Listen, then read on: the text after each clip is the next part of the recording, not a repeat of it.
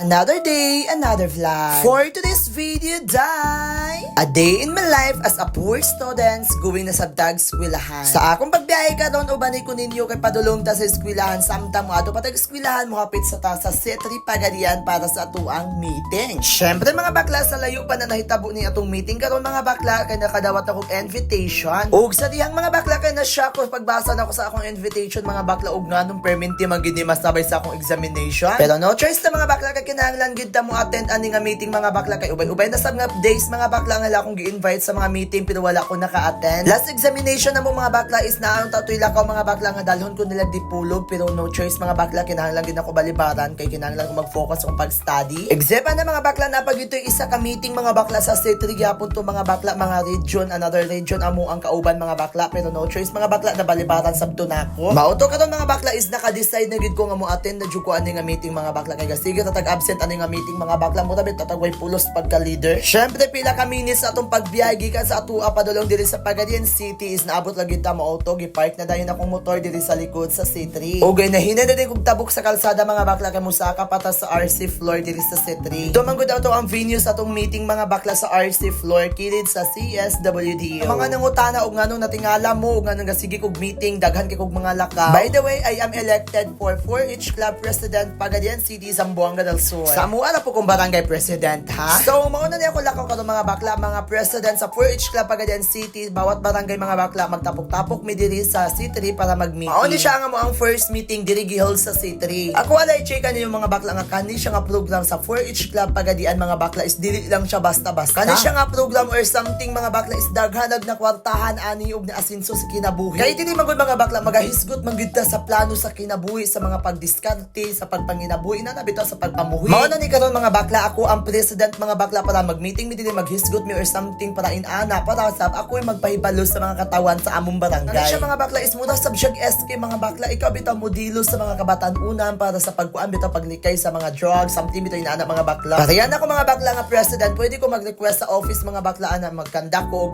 drug symposium or something mga tree planting mga garden ana sa among barangay. Except lang ana mga bakla kung kabalo lang mo kung unsa ni kanindot nga programa ni 4H Club. Actually mga bakla kani siya nga 4H Club mga bakla nga program mga bakla is under siya sa City of Agriculture Pagadian City. Kani siya nga program mga bakla daghan na kami kauban nga nagbalik-balik na og abroad sa Japan, Taiwan ug another pa mga country. Ayan ato ipadaya ton check ato sang i-welcome og video ang atong BFF sa La Suerte mga bakla gabi ka cooperative mga bakla graduate ni Chuck Social Work. Dayon magpadayon ta sa ton check mga bakla kani siya mga bakla is daghan na kinakwartahan ani mga bakla. Pareha gud sa kong BFF mga bakla karon January mo balik na sa Japan mga bakla 6 years na siya dito mga bakla. Actually mga bakla dito na siya gikan sa Japan pero intern na siya dito mga bakla but dako gyapon kog sweldo mga bakla. Pero kapag 4H Club intern na ka dito sa Japan 10 months na jud ka dito mga bakla kinahanglan na ka muuli dito sa Pilipinas. But kato akong BFF mga bakla nga taga-gubang mga bakla is mobalik siya karon January mga bakla pero dili na siya intern mga bakla pa professional na gid bitaw siya mga bakla 6 years na siya dito. Ingon ani ni kanindot ning 4H Club Pagadian. Ug dili lang sa ingon ana mga bakla para namo mga bakla president pwede mi magkuan magpa-tree planting sa mga batan-on sa among barangay magpa-drug symposium unsa pa na mga program